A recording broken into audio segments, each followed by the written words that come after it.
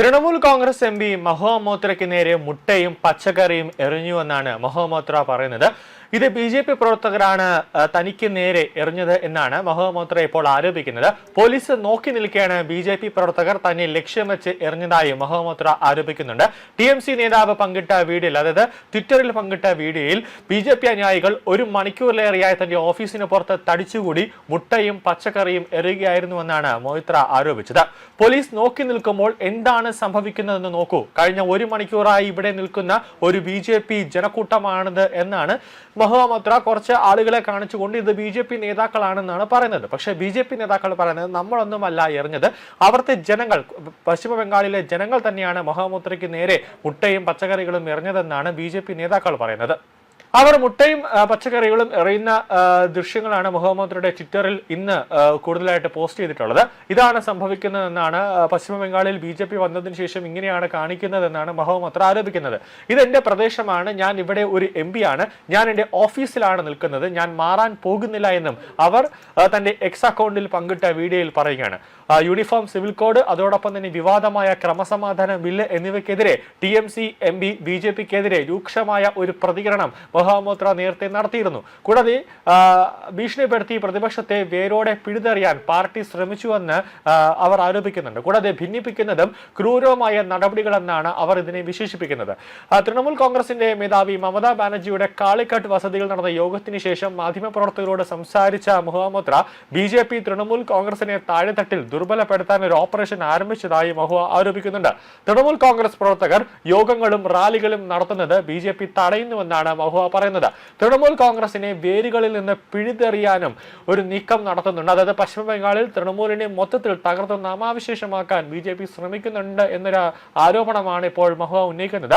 പരിപാടികൾ സംഘടിപ്പിച്ചാൽ കള്ളക്കേസുകളും പോലീസ് നടപടികളും ഉണ്ടാകുമെന്ന് തൊഴിലാളികളെ ഭീഷണിപ്പെടുത്തുന്നുണ്ടെന്ന് ആരോപിക്കുന്നുണ്ട്. അങ്ങനെ ഒരു ആരോപണമാണ് മഹുവ മോത്ര ഇപ്പോൾ വാർത്താ ഏജൻസിയോട് ഇപ്പോൾ ഉന്നയിച്ചിട്ടുള്ളത്.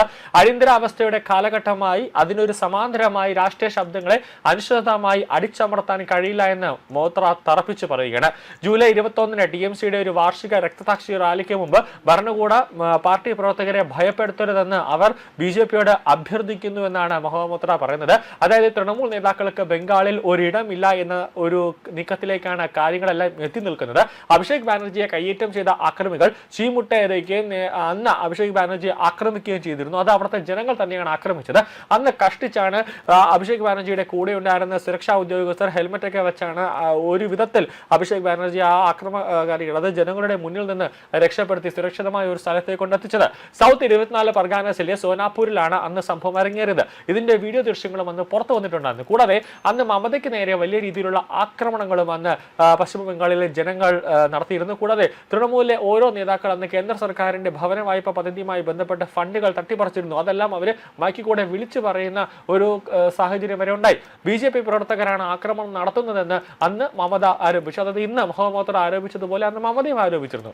പശ്ചിമ ബംഗാളിലെ ജനങ്ങൾ തന്നെയാണ് തൃണമൂൽ കോൺഗ്രസിനെ ഇപ്പോൾ അടിച്ചോട്ടിക്കുന്നതെന്ന് അവിടുത്തെ പോലീസുകാരും അതോടൊപ്പം തന്നെ ബി.ജെ.പി. പ്രവർത്തകരും ഉൾപ്പെടെ സമ്മതിക്കുന്നുണ്ട്. അവിടുത്തെ ജനങ്ങൾ തന്നെ സമ്മതിക്കുന്നുണ്ട്. അതായത് ഇനി പശ്ചിമ ബംഗാളിൽ തൃണമൂൽ കോൺഗ്രസിനെ ഒരു ഭരണത്തിലേക്കും അല്ലെങ്കിൽ അവരെ ഇവിടെ പ്രവർത്തിക്കാൻ അനുവദിക്കില്ല എന്ന് ജനങ്ങൾ തറപ്പിച്ച് പറയുകയാണ്.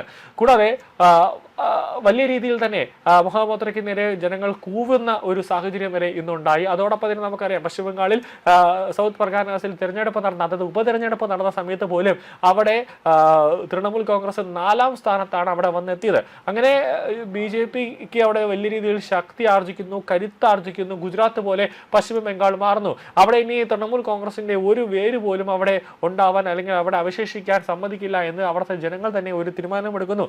മമത ഇപ്പോൾ ആയുധമില്ലാതെ ഒരു സാധാരണ ഒരു പശ്ചിമ ബംഗാളിലെ ഒരു ജനം അല്ലെങ്കിൽ ഒരു പൗരൻ, ഒരു വനിത, അങ്ങനത്തെ ഒരു രീതിയിലാണ്. അതായത് അധികാരമില്ല, പാർട്ടിയില്ല, ഒന്നുമില്ലാത്ത രീതിയിൽ, ഒന്നും ആയുധങ്ങളോ ഒന്നുമില്ലാത്ത രീതിയിൽ ഒരു വെറുതെ ആയിട്ട് ഒരു സാധാരണക്കാരിയെ പോലെ മമതാ ബാനർജി ഇപ്പോൾ പശ്ചിമ ബംഗാളിൽ കഴിഞ്ഞുകൂടിയാണ്. കാരണം ആ പാർട്ടി തന്നെ തകർന്ന തരിപ്പണമായിരുന്ന അവസ്ഥയിലേക്ക് എത്തുന്നു. എല്ലാവരും ബി.ജെ.പിയിലേക്ക് ചാടുന്നു. ഒരു വിമത വിഭാഗം അവിടെ രൂപീകരിക്കുന്നു. അങ്ങനെ പിളർപ്പിലേക്ക് പോകുമ്പോൾ അവിടെ മഹുവ മോത്ര, അതോടൊപ്പം തന്നെ അഭിഷേക് ബാനർജി, അങ്ങനത്തെ 1-2 പേര് മാത്രമാണ് അതിപ്പോൾ മമതയുടെ കൂടെ ഇപ്പോൾ നിൽക്കുന്നതെന്നാണ് ഏറ്റവും പ്രധാനം.